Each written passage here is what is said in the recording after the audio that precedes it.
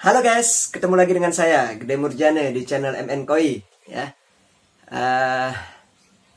Kali ini saya akan berbagi kepada teman-teman bagaimana caranya mengenali ikan kita yang bermasalah, sakit, tidak sehat dan lain sebagainya. Nah, namun sebelum itu silakan diklik tombol like, share, komen dan subscribe ya, serta aktifkan tombol loncengnya untuk mendapatkan notifikasi di video saya selanjutnya. Nah, untuk video kali ini saya tidak keluar mereview karena saya ingin berbagi kepada teman-teman, terutama kepada pemula-pemula yang memelihara ikan koi itu ya, supaya ikannya tidak bermasalah ya, tidak mati dan lain sebagainya, sehingga frustasi pelihara ikan. Nah, jadi yang kita bahas kali ini adalah bagaimana mengenali ikan koi kita bermasalah. Ikan koi sakit, ada indikasi sakit, tidak sehat dan lain sebagainya ya. Nah, yang pertama yang perlu teman-teman ketahui adalah gejala awalnya itu ikan yang terindikasi tidak sehat atau sakit, ada gejala sakit. Dia yang pertama adalah bermain arus ya. Jadi ikan koi itu selalu senangnya bermain arus. Ya, senangnya bermain arus. Nah, kemudian dia terus melawan arus. Nah, kolam teman-teman pastinya ada arusnya kan. Ada arus atas, mungkin arus bawah mungkin. Nah, tapi kebanyakan kalau ikan yang tidak sehat itu pasti dia main di arus atas. Jadi dia akan melawan arus, terus melawan arus ya. Nah, kalau sudah melihat gejala ikan seperti itu, teman-teman harus segera mengangkat ikan itu ya. Harus segera mentreatmentnya ya, biar tidak ikannya mati. Nah, sebelum teman-teman mengangkat ikan ya, angkat bagaimana gitu maksudnya. Nah, sekarang di sini saya jelaskan. Nah, angkat ikan itu bukan sekedar angkat saja ya, bukan tidak sekedar angkat saja, tapi teman-teman mengangkatnya untuk mengkarantina.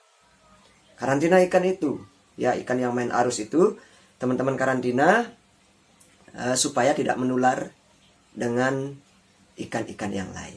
Nah, beda halnya dengan kenapa harus dikarantina gitu. Kenapa dia karantina ikannya? Kenapa tidak dibiarkan saja? Itu sih tergantung teman-teman saja. Tapi biasanya saya kalau ada ikan saya yang terindikasi seperti itu, saya angkat ikannya. Karena menurut saya, di pemikiran saya itu, satu, ikan sakit, yang namanya sakit pasti akan menular. Nah, penyakit itu pasti akan menular teman-teman. Ya, bedanya ikan dengan manusia adalah ikan di habitat yang sama ya, di dalam kolam, dan ikan itu hidupnya di air. Nah, kalau ada ikan yang sakit, otomatis lendir-lendir ikan itu akan mencair dan bercampur dengan air kolam. Gitu, dan bercampur dengan air kolam. Sehingga ikan yang sehat pun akan tertular. Nah, oleh sebab itu kita harus mengkarantinanya. Ya, beda dengan manusia. Kalau manusia sakit, kita lihat tetangga kita ada yang sakit, si A, si B lagi sakit, lagi flu, lagi pilek, lagi batuk dan lain sebagainya, kita bisa hindari. Ya, kita bisa jaga jarak. Apalagi di saat pandemi sekarang seperti ini, ya. Kita harus betul-betul social distancing, menjaga jarak. Nah, jangankan pada teman-teman kita yang sakit, pada teman-teman kita yang sehat aja kita wajib jaga jarak. Ya. Apalagi ikan, teman-teman. Ikan itu hidup di habitat yang sama, di air. Satu ikan sakit, kalau tidak kita segera tanggulangi, kalau tidak kita segera treatment ikan itu, maka yang lain pasti akan tertular. Nah, sebelum sebelum teman-teman itu mengkarantina ikan, teman-teman wajib ya menyiapkan tempat karantina ya. Teman-teman wajib menyiapkan tempat karantina Mau pakai akuarium silahkan, ya. Mau pakai akuarium, mau pakai box, kayak ember dan lain sebagainya, silahkan sesuaikan dengan tempat keadaan di tempat teman-teman, ya. Kalau saya sih biasanya karantina pakai akuarium karena kebetulan saya ada akuarium, jadi ya saya pakai akuarium. Nah, itu tempat karantina dibersihkan dulu, dibersihkan supaya tidak ada kotoran dan lain sebagainya. Nah, setelah bersih, masukkan air, ya seperti biasa untuk karantina ikan ya pasti ada airnya di sana. Nah, masukkan ikan, ada airnya. Kemudian yang wajib ada adalah aerator. Ya, kenapa aerator? Karena dia adalah suplai oksigen. Ya, karena ikan koi itu butuh oksigen. Ya, beda dengan ikan-ikan yang lain. Ada ikan yang tidak perlu oksigen tapi dia bisa hidup, ya. Gitu. Nah, terus itu aerator sudah ada. Kalau teman-teman misalnya ingin cepat ikannya sembuh, harus ada mesin arus.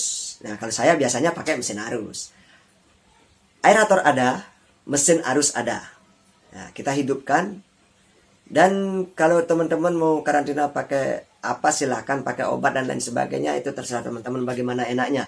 Yang jelas pengalaman saya di sini membagi pengalaman itu selama ini saya mengkarantina hanya pakai garam saja, ya, seperti di channel saya yang sebelumnya hanya garam untuk mengkarantina ikan. Nah, dan satu lagi, jangan sampai lupa, kalau pengalaman saya, heater wajib ada. Ya, kenapa harus pakai heater? Nah, itu tujuannya untuk menghangatkan air, menaikkan suhu air juga, ya. Nah, kalau saya sih biasanya pakai heater itu selama karantina itu 3 hari wajib heater, ya. 3 hari wajib heater tanpa mati, dan air tidak diganti selama 3 hari. Lebih lah, paling 3 hari sampai 5 hari tidak diganti airnya. Nah, selama 3 hari heater hidup. Setelah itu 3 hari cabut heaternya, biarkan suhu air menurun dengan sendirinya, ya. Itu. Nah, setelah itu siap semua, ya, akuarium sudah siap, sudah isi air, isi aerator, isi mesin, isi heaternya jangan dihidupin dulu teman-teman, ya, biar tidak nanti ikannya istilahnya gimana, terkejut ikannya. Tiba-tiba air hangat, dia masuk ke air hangat, tiba-tiba akhirnya ikan bukannya tambah sembuh, malah jadi tambah stres. Nah, setelah itu siap semua, silahkan teman-teman siapkan 2 ember, ya, 2 ember, yang satu ember yang diisi air, ya, tentunya, ya, yang satu untuk melarutkan PK, yang satu untuk membilasnya nanti. Nah, setelah kedua tempat itu sudah disiapkan, silahkan ikannya bisa diangkat. Nah, angkat semua ikan yang main arus, ya, diangkat semua ikan yang main arus, kemudian dimandikan PK, ya, dimandikan PK. Setelah itu setelah mandi PK dibilas, setelah dibilas baru masuk ke tempat karantina. Setelah ikan semua masuk ke tempat karantina, ya, heater baru dihidupkan. Nah, jangan lupa ditutup tempat karantina, karena biasanya kalau ikan sakit ya pasti akan lompat, ya tidak, kita maksudnya untuk menyelamatkan ikan, malah ikannya lompat keluar tanpa air, tanpa oksigen, akhirnya mati, gitu, ya. Nah, itu sistem karantina, itu cara mengenalikan sakit. Nah, setelah setelah teman-teman angkat, teman-teman bisa cek, ya, karena ikan itu bisa kena aeromonas, ya, terutama yang dicek dulu itu saat dimandikan PK itu, teman-teman dilus-lus, dicek. Kalau siripnya kasar itu berarti, kalau biasanya kalau kena aeromonas, ikannya itu setelah dimandikan PK, maka siripnya itu akan, ya, PK-nya akan nempel di sana. Jadi beda warnanya. Kalau siripnya yang kena penyakit sama sirip yang tidak kena penyakit, beda dia. Dia warnanya akan berubah dia. Nah, itu yang pertama yang wajib teman-teman cek. Yang kedua, cek insang. Nah, jangan sampai ikan itu kena jamur insang. Nah, kalau misalnya kena jamur insang ya sama juga karantinanya seperti itu. Nah, jadi perlu teman-teman ketahui ya, ikan 1 jam aja stres, maka ikan itu akan sakit. Nah, maka buat ikan kita, koleksi kita nyaman. Nah, setelah semuanya sudah jadi, teman-teman selanjutnya tinggal memantau aja. Hari pertama kita pantau seperti apa, sambil menaikkan suhu airnya, sambil menghangatkan suhu air. Terus di hari kedua kita pantau bagaimana ikannya, sudah mulai ada perubahan atau tidak. Nah, terus di hari ketiga juga teman-teman pantau bagaimana ikannya, sudah ada perubahan atau tidak, sudah mulai membaik atau gimana. Nah, ingat di hari ketiga heaternya dicabut, air tidak boleh diganti. Kenapa tidak boleh ganti? Karena air hangat diganti dengan air dingin, ikan tambah stres. Ya, pasti stres, tidak akan mungkin tidak.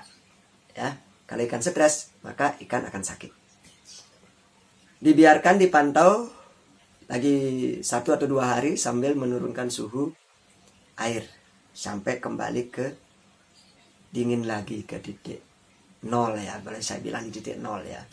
Nah, setelah itu dipantau ikannya, kalau sudah ikannya sehat, sudah sehat dan lain sebagainya, silakan dimasukkan ke kolam koleksi lagi ya. Nah, demikian teman-teman video saya kali ini.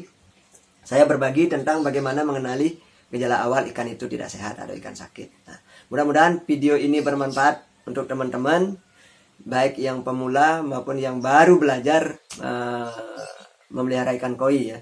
Biar tidak nanti terus beli ikan mati, beli ikan mati, beli ikan mati gitu, karena tidak tahu caranya merawat. Ya, mudah-mudahan video saya ini bermanfaat dan ikan teman-teman bisa sehat sehingga kita bisa menikmati hewan peliharaan kita yang kita sayangi, membuat kita bisa nge-refresh, bisa tenang, bisa senang gitu ya. Oke, demikianlah teman-teman video saya kali ini ya. Jangan lupa klik like, komen dan subscribe serta aktifkan tombol loncengnya untuk mendapatkan notifikasi video-video saya selanjutnya. Mudah-mudahan video saya kali ini bermanfaat ya.